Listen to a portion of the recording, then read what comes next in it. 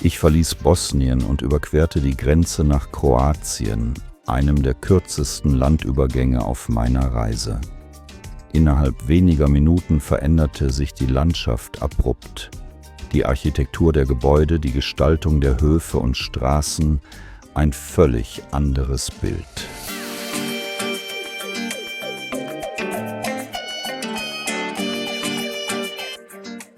In den frühen Morgenstunden erlebte ich eine unerwartete Begegnung mit einem Wolf. Er wollte gerade die Straße überqueren und hatte mich im ersten Moment offenbar übersehen.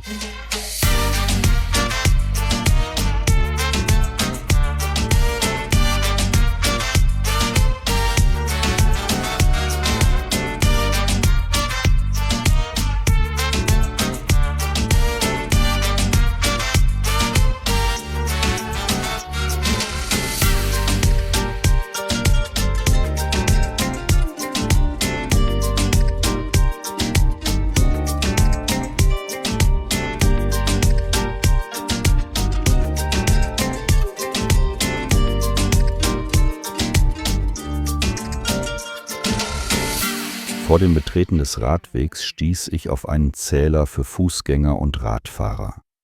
Ich war mir nicht sicher, wie genau die Zählung erfolgte, da er an einer Kreuzung platziert war. Die kleine Stadt Slunj, einst ein wichtiger Verkehrsknotenpunkt vor dem Bau der Autobahn in den 1990ern, hat heute mit deutlich weniger Verkehr zu kämpfen. Viele Restaurants und Hotels stehen leer oder geschlossen, da Touristen und Geschäftsreisende weichen über Autobahnen.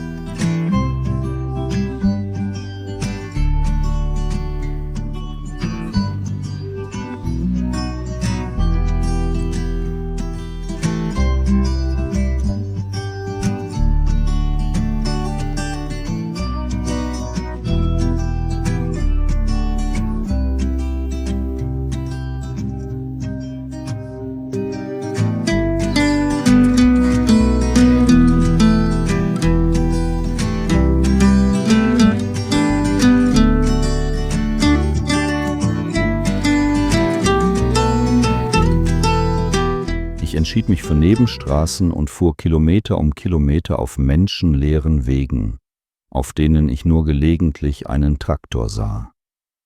Die Straßen erinnerten an Fernsehaufnahmen aus den 70er Jahren, als die Autobahnen in Deutschland aufgrund der Ölkrise leer waren. Doch während die Einsamkeit einerseits ihren Reiz hatte, beschlich mich andererseits ein ungutes Gefühl, falls ein Notfall eintreten sollte.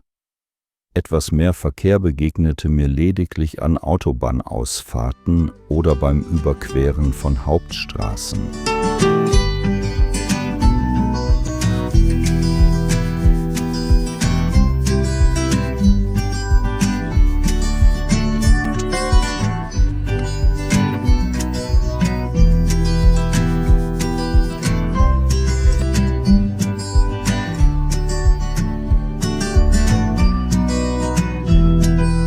Schon bald hatte ich Kroatien wieder hinter mir gelassen und erreichte die Grenze zu Slowenien, die, wie erwartet, menschenleer und ohne Kontrollen war.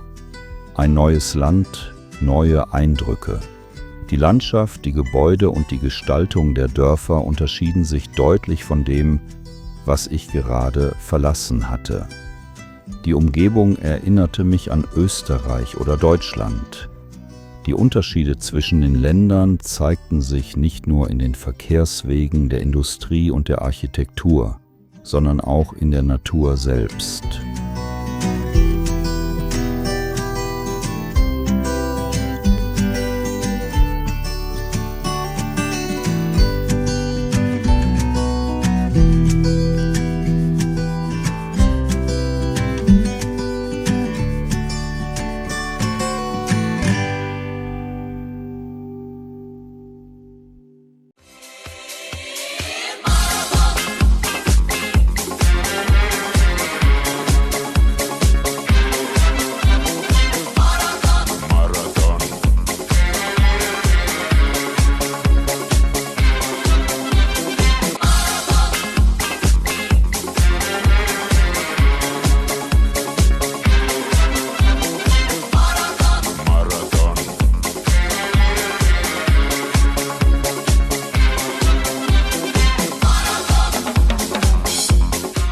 frischen und zufriedenen slowenischen Kühe, die sich auf ihr Mittagsschläfchen vorbereiteten, zeigten keinerlei Interesse an mir und meinem Fahrrad.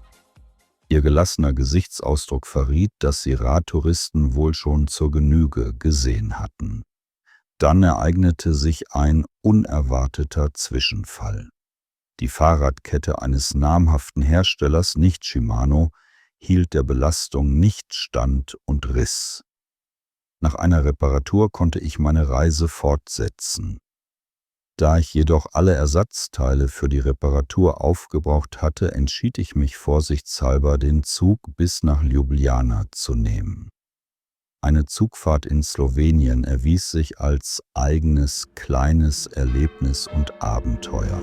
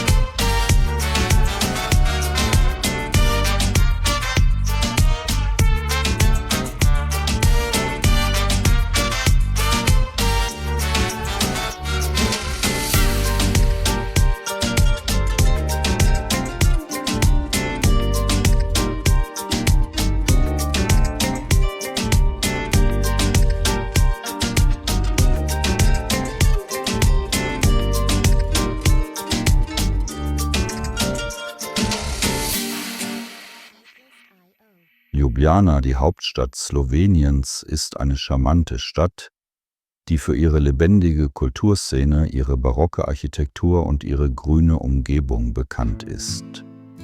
Die Charme und Moderne auf einzigartige Weise verbindet, hat sich als eine der grünsten Hauptstädte Europas etabliert.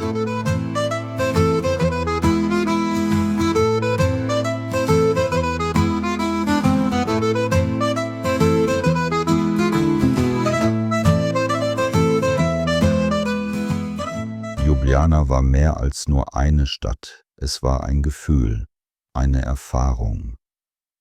Die grüne Seele, die freundlichen Menschen und die reiche Kultur hatten mich verzaubert. Ich wusste, dass ich diese Stadt mit einem Lächeln im Herzen verlassen würde, mit der Gewissheit, dass ich bald zurückkehren würde, um weitere ihrer verborgenen Schätze zu entdecken.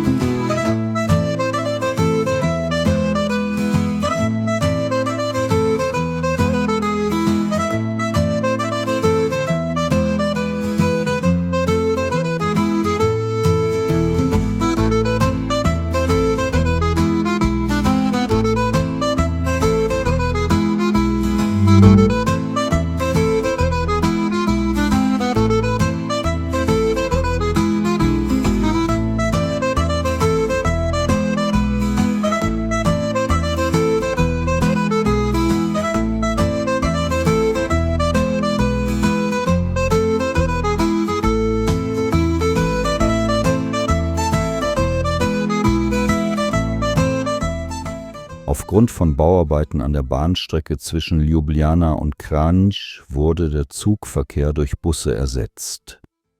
Ich entschied mich daher, meine Reise mit dem Fahrrad fortzusetzen. In Ljubljana selbst konnte ich keine passende Unterkunft finden auf dem Route, musste stattdessen in einem Vorort in der gewünschten Richtung übernachten. Am nächsten Morgen setzte ich meine Fahrt in Richtung Kranj fort, wo ich einen Zug über Villach nach München nehmen wollte.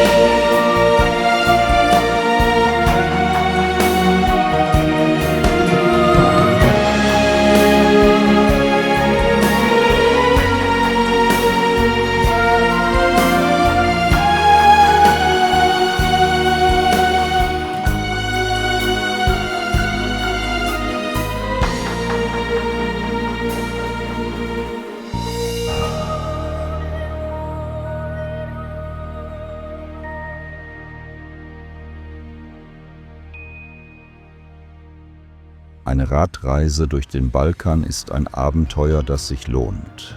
Es ist eine Möglichkeit, die Region auf eine intensive und authentische Weise zu erleben. Die landschaftliche Schönheit, die kulturelle Vielfalt und die Gastfreundschaft der Menschen machen diese Reise zu einem unvergesslichen Erlebnis. Es ist jedoch wichtig, sich auf die Herausforderungen vorzubereiten und flexibel zu sein. Ich kann eine Radreise auf dem Balkan jedem empfehlen, der ein Abenteuer sucht und die Schönheit und Vielfalt dieser faszinierenden Region entdecken möchte. Trotz fehlender Sprachkenntnisse auch im Englischen konnte ich alle Hindernisse auf meiner Reise überwinden. Meine theoretischen Wissen über die Reparatur von Fahrradketten erwiesen sich als äußerst wertvoll und wurden erfolgreich in die Praxis umgesetzt.